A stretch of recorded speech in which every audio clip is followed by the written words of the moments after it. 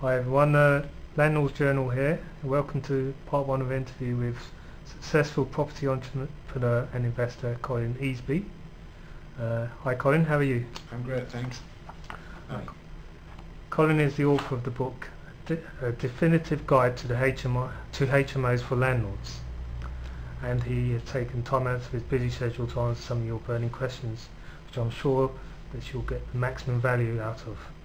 So let's get straight into the interview. So question one, Colin. Who is Colin Easby and how did you get into property? Okay. I'm from the northeast originally, came down to London about 20 years ago and got into property realising that rapidly approaching the tender age of 50, my income stream wasn't going to produce sufficient for a pension. It was making me a good living but no great investment. And at the time I'd bought a very small flat in London for tens of thousands of pounds, which had become worth hundreds of thousands of pounds, and it made it very clear to me that that was an awful lot easier to make money than it was to go out and earn it. So I wanted to replace my earned income with residual income. Okay. Well, what did you do previously, Colin? I was working as a private chef, Right. cooking for maybe some clients that you'd know about. Right. Okay. Your book is about HMOs. Could you, for the public, could you explain what the term HMO means? Yeah, sure. HMO stands for houses in multiple occupancy. There are various different ones, but some say house of multiple occupation, but basically it's a unit which is let to several people as opposed to being let to one family unit. I found your book very informative. What inspired you to write it? I'd been running a couple of, or looking at investments within HMOs, and the HMOs are riddled with regulations, red tape, bureaucracy, whatever you want to call it. And it occurred to me that it would be great if there was a one-stop reference point where I could have got all of the information in one go that it had taken me quite a lot of time to break through. And so I had that information, and so I thought, why don't I just put it down in an e-book fashion, and it's there for people to access. Great. So what type of person is best suited to run an HMO? Okay. Well, the first thing is there really isn't a difference between a landlord, a conventional landlord, and an HMO landlord.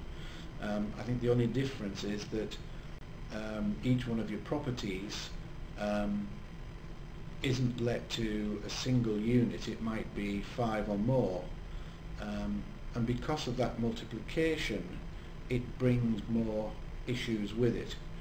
I think if you have an understanding of putting the right people together would help, because you certainly have to consider, if you're putting 5 people together that don't know, have never met each other, that could be a chemistry for disaster.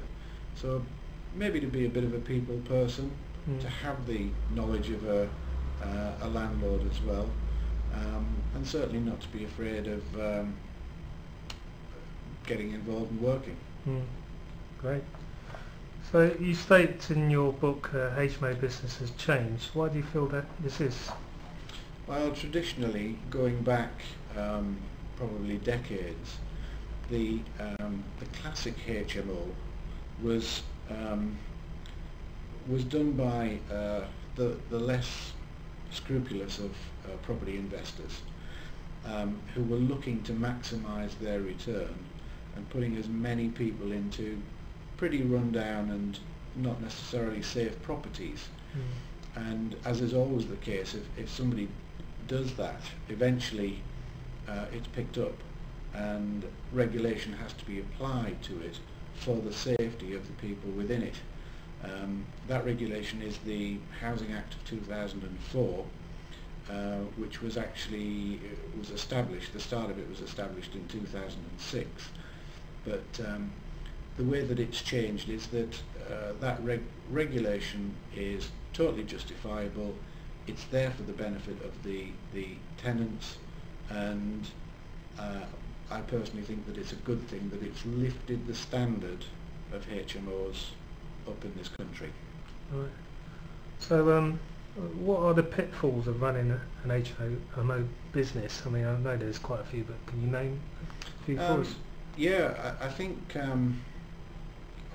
I don't see too many pitfalls, because I like what HMOs bring to me. But I suppose if I had to say what one thing that could prove difficulty is, because of the nature of the HMO, it can appeal to people that want short-term accommodation.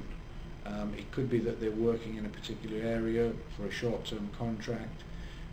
It could be a temporary thing before they move on to their own properties or whatever.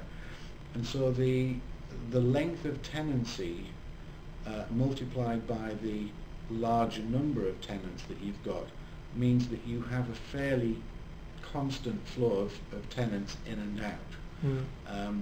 And that in itself can be administratively quite a thing to kind of keep up with.